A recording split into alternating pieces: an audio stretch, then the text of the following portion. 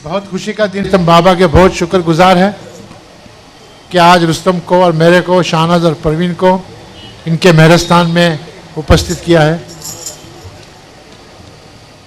और हम बहुत नसीब वाले हैं, जैसे आप लोग सब भी हैं, कि हम बाबा के फैमिली में जन्म लिया और उनके प्यार के दूध पे हमारे माताजी पिताजी ने हमको पाला और उनको अवतार के रूप में स्वीकार किया। हमारे पिताजी बैराम, जो बाबा के भाई थे, वो भी बाबा के साथ ज्वाइन हो गए थे। उनके साथ उनके कार्यक्रम में बाबा के साथ उनके सब भाई, जाल भाई, आदि भाई, उनकी बहन मनी, सब बाबा के साथ उनके साथ चले गए। तो बाबा के माताजी शिरीन माँ हमेशा बाबा को ताने मारा करती थी और बोलती थी कि देख, सब लोग मुझे छोड़ के चले गए, तू गया, तेरे साथ तेरे भाई भी गए, तेरी बहन भी गई, अभी मेरे को कौन देखने वाला है यहाँ पर। तो बाबा ने सोचा और देखा उनको, और उस वक्त ऐसा हुआ कि हमारे पिताजी बैराम बाबा के सामने थे और बाबा ने माताजी को देखा और बैराम को देखा और बैराम को कह रहा कि तू शादी कर ले। तो बैराम चौंक गए, पर बाबा मैं क्यों, मैं तो आपके साथ रहना चाहता हूँ, मेरे लिए इतना, माताजी के लिए इतना नहीं कर सकता, शादी कर ले। तो उन्होंने बोल पालन किया और बाबा के पिताजी शेरियार जी, उनके लिए बीबी, उनके लिए लड़की ढूंढी और जो लड़की थी उनका नाम परीन था। తెలుగు में ఈ రోజు ఇక్కడ మీ మధ్యన గడిపే అవకాశం బాబా మాకు ఇచ్చారు, అదృష్టం మాది. చిన్నప్పటి నుంచి బాబా ప్రేమలో, బాబా ఒడిలో పెరిగాము. మా నాన్నగారు బెహ్రాం మీకు తెలుసు, బాబా అక్కడే ఉంటున్నారు. ఆఖరికి మణి కూడా బాబా చెల్లెలు బాబా దగ్గరే ఉండసాగింది. అందుకని సిరీన్మాయి భరించలేక బాబాని ఎప్పుడూ అంటూ ఉండేది, నువ్వేంటి ఇట్లా ఉన్న వాళ్ళందరినీ తీసుకెళ్ళిపోతే నేను ఒక్కదాన్ని ఇంట్లో ఏం చేయాలి అని. అందుకని ఒక సందర్భంలో సిరీన్మాయి ఉంది, వారి నాన్నగారు బెహ్రాం ఉన్నారు. అప్పుడు బెహ్రాంకి ఇంకా పెళ్లి కాలేదు.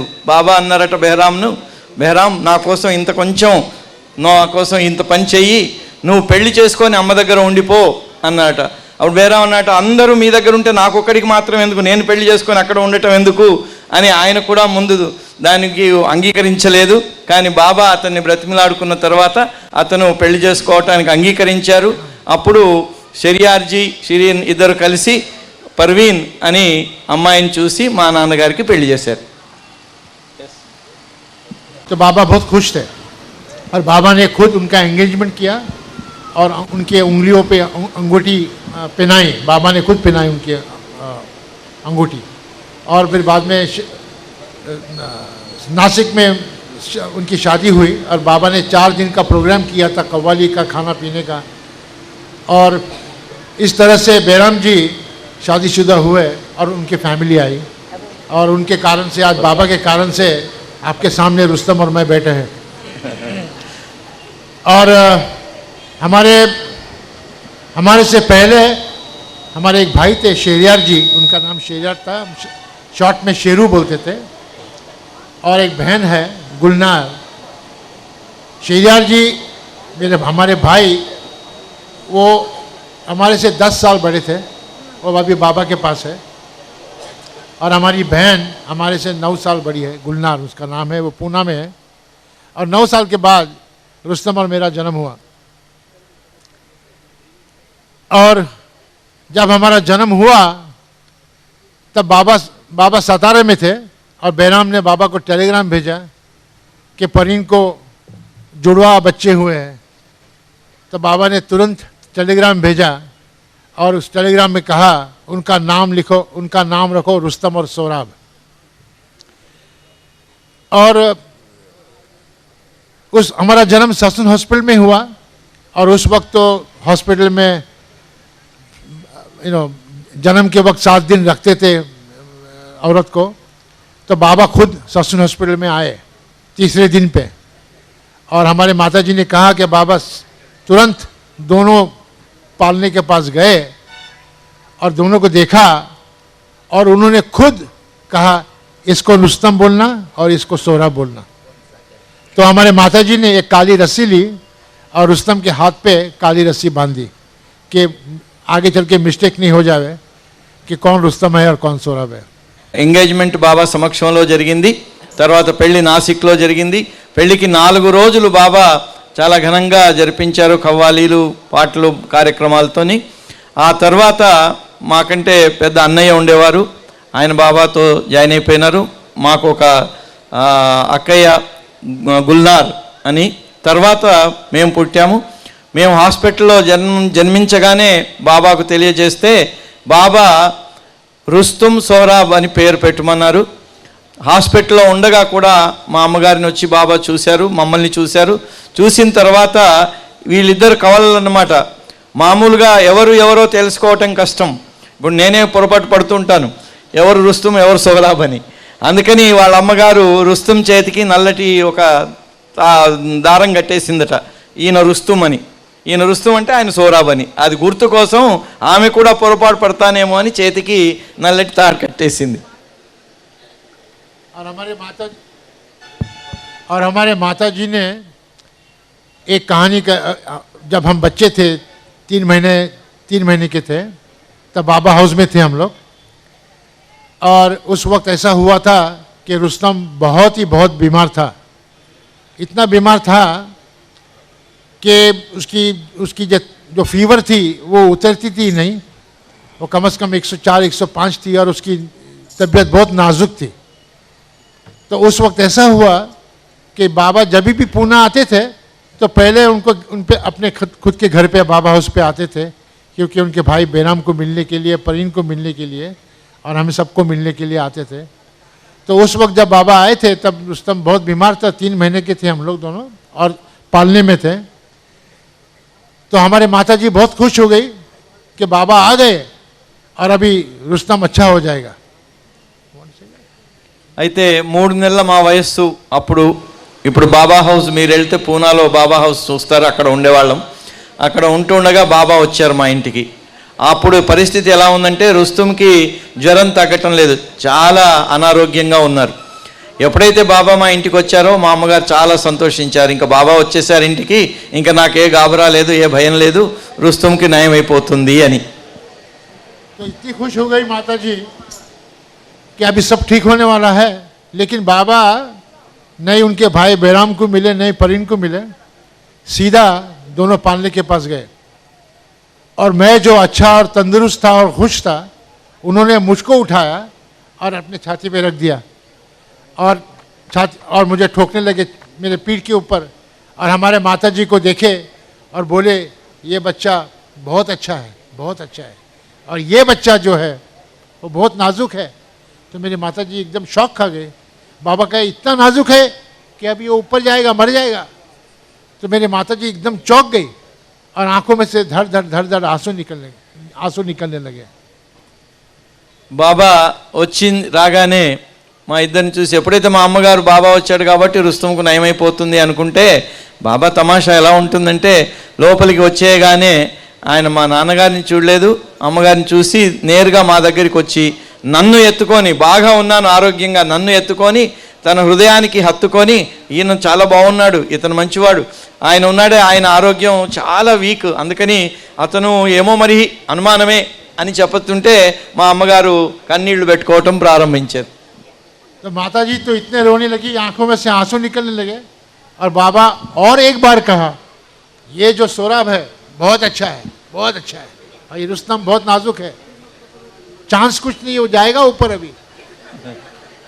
तो माताजी ने ऐसा सोचा अभी क्या करना, तो उन्होंने बाबा के सामने हाथ जोड़ दिया और कहा बाबा आप ही उनको देने वाले हैं और आप ही लेने वाले हैं, तो एक को क्यों ले रहे, दोनों को साथ में ले लो।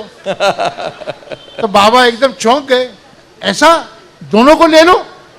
तो उन्होंने कहा हाँ, क्योंकि आपने दोनों को दिया है तो दोनों को ले लो। और जोर जोर से रोने लगी।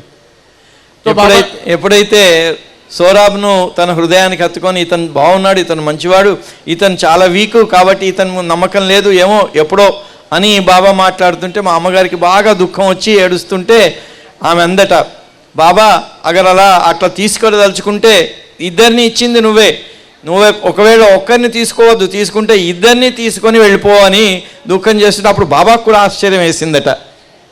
फिर बाबा ने मुझे पालने में रख दिया और भी रुस्तम को देखा ही नहीं, उसके तरफ देखा ही नहीं. और फिर उनके भाई को मिले, बैराम जी को मिले, गुलनार शेरू को मिले, माता जी को मिले. और बाद में मंडली को लेके बाबा हाउस के दरवाजे तक पहुंच गए. और जैसे दरवाजे के बाहर निकलने वाले थे उन्होंने ज़ोर से एक टर्न मारा और सीधा रुस्तम के पालने पे गए. उसको तुरंत उठाया, अपने छाती पे रखा और उसे ठोक दिया. और माता जी को इस तरह का स्माइल दिया, चिढ़ाने का स्माइल दिया उनको. और बाद में रुस्तम को वापस पालने में रख दिया और फिर दरवाजे के बाहर फट करके निकल गए.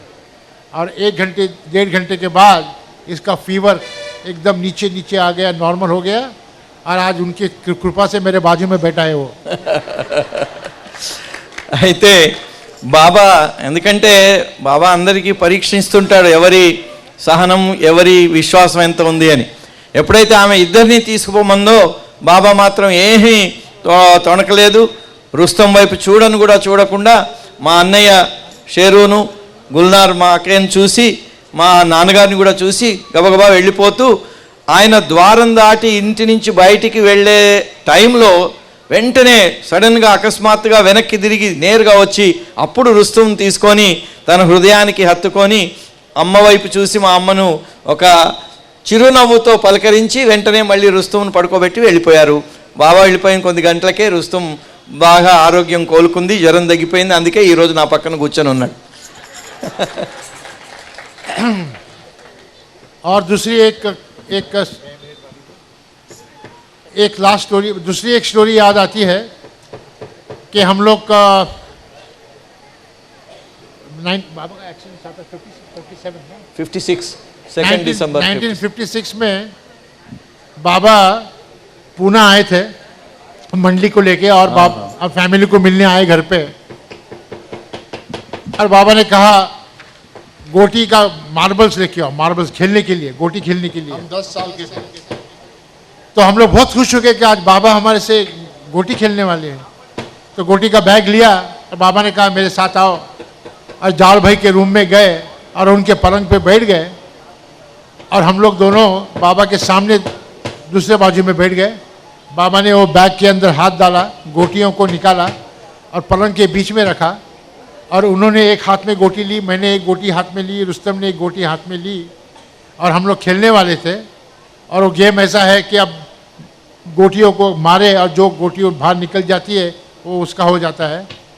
और जो ज़्यादा जमा करता है वो जीतता है. तो मैं बहुत खुश हुआ, मैंने गोटी ली मेरी और मैं मारने के लिए तैयार हो गया. बाबा ने कहा मैं पहले, फर्स्ट माई टर्न. बाबा को कैसे ना बोल सकते. मैं बोला ठीक है बाबा आप मारो. तो बाबा ने गोटी को हाथ में लिया और इस जोर से उस गोटियों को बंच को मारा उन्होंने. वो कांच की गोटी थी, उसमें से वो 1-2 कांच के चूरा चूर हो गए. और हम दोनों तक ताजुब हो गए कि बाबा ने इतने ज़ोर से उन गोटियों को मारा.